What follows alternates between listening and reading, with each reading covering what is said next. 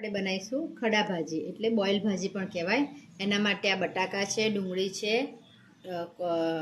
કોબીસ છે, કેપ્સિકમ છે, ગાજર છે, આ વટાણા છે, ફણસી છે, ટમેટાં અને આ લસણ ચોપ કરેલું છે। આપણે પહેલાં 2 પડી તેલ મૂકીશું।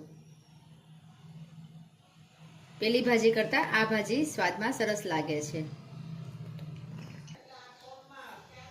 હવે તેલ આવી ગયું છે, એમાં આપણે જીરું નાખીશું, હિંગ નાખીશું, હળદર, લસણની પેસ્ટ,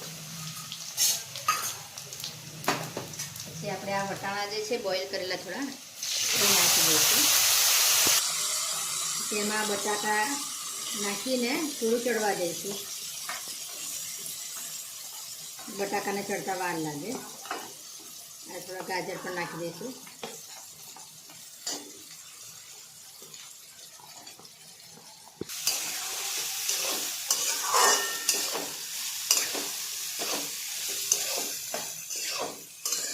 હવે તેલમાં ચડવા દેવાનું। એમાં થોડું મીઠું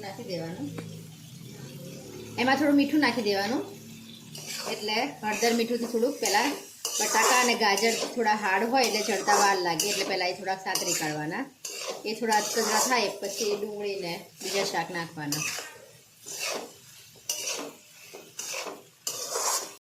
હવે આપણે આમાં થોડુંક અધકચરા ચડી ગયા છે એટલે આપણે આ કાજુના આટલા ટુકડા નાખી દેવાના અને આ ડુંગળી, કોબીસ અને કેપ્સિકમ એ પણ બધું મિક્સ કરી દેવાનું। આ ફણસી,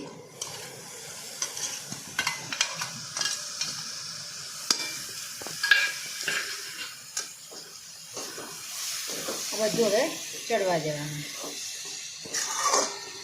પછી ચડી જાય એટલે છેલ્લે ટામેટાં, પાઉંભાજીનો મસાલો નાખવાનો।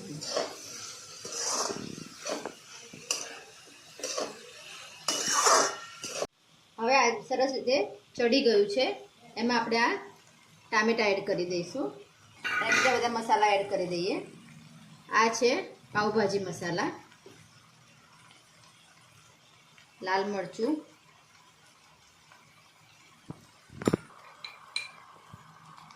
થોડો ગરમ મસાલો છે આ। હવે આ બધું સાઈડે મિક્સ કરી દેવાનું અને 5 મિનિટ ટમેટાં ચડવા દેવાના।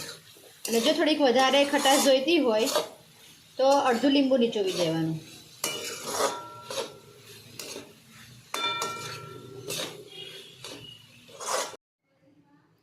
આપણી ભાજી રેડી થઈ ગઈ છે। હવે એને હમણાં પાઉં સાથે આપણે ખાઈશું। આ આપણી ભાજી રેડી છે, એને આપણે પાઉં સાથે સર્વ કરીશું।